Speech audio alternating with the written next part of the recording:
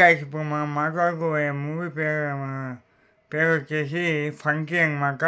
ఇది సినీ హబ్ పొద్దుకు సినీ హబ్ లాగా కానీ ఇంకా దీని కథకు వస్తే నేను ఎక్కువ ఏం చెప్పాల్సిన అవసరం లేదు. మీ అందరికీ తెలిసిందే. తాగు బట్టి మనం ఎప్పుడు చెప్పింది కదా, జెన్యూన్ రివ్యూస్ ఉంటాయని.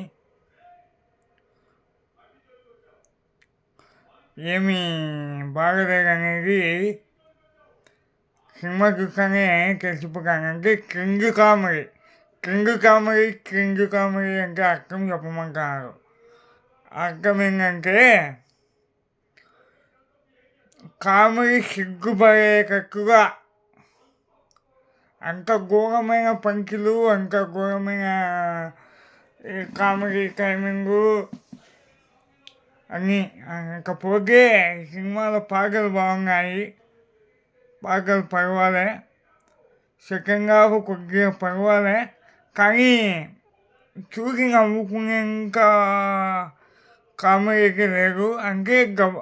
అంటే అక్కడ క్రింజ్ కామెడీ అంటే అదే కామెడీ కూడా సిగ్గుపడేటట్టుగా ఇంకా ఓవర్లాప్ పంచులు, single meaning, double meaning, single line double line comedy అంటారు ఆ టైపులో.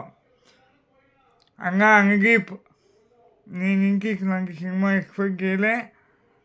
లైలా తర్వాత 1 year తర్వాత విశ్వక్సేన్ సినిమా రిలీజ్ అవుతానండి. విశ్వక్సేన్ అన్నది మంచి దెబ్బ.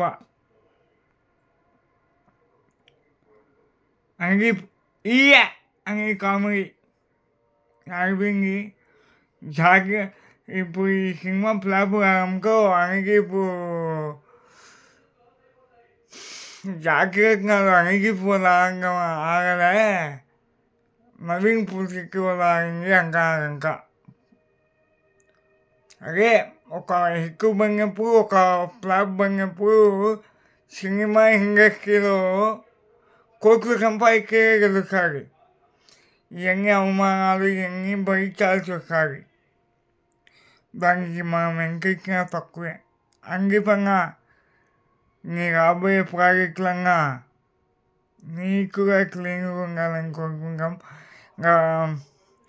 ఈ కథ లైన్కి వచ్చేస్తే ఏమిలే, ఒక తక్కువ బడ్జెట్లో సినిమా తీయాలని ఒక హీరో అనుకుంటారు. అది అనుకోని పరిస్థితుల వల్ల అది ఎక్కువ బడ్జెట్ పెరిగిపోతుంది. వీళ్ళందరి కామెడీ కన్నా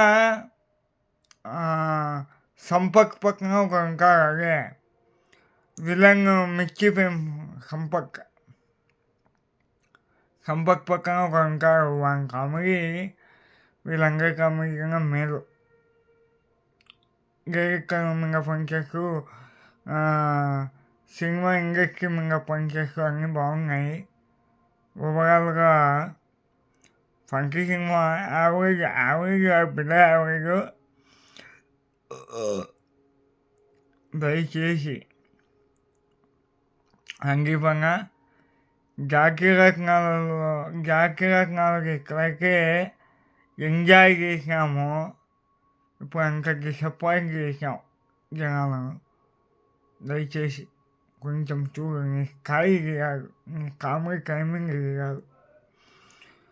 ఎనీవేస్ సందీపంగా congratulations, all the best to next your project.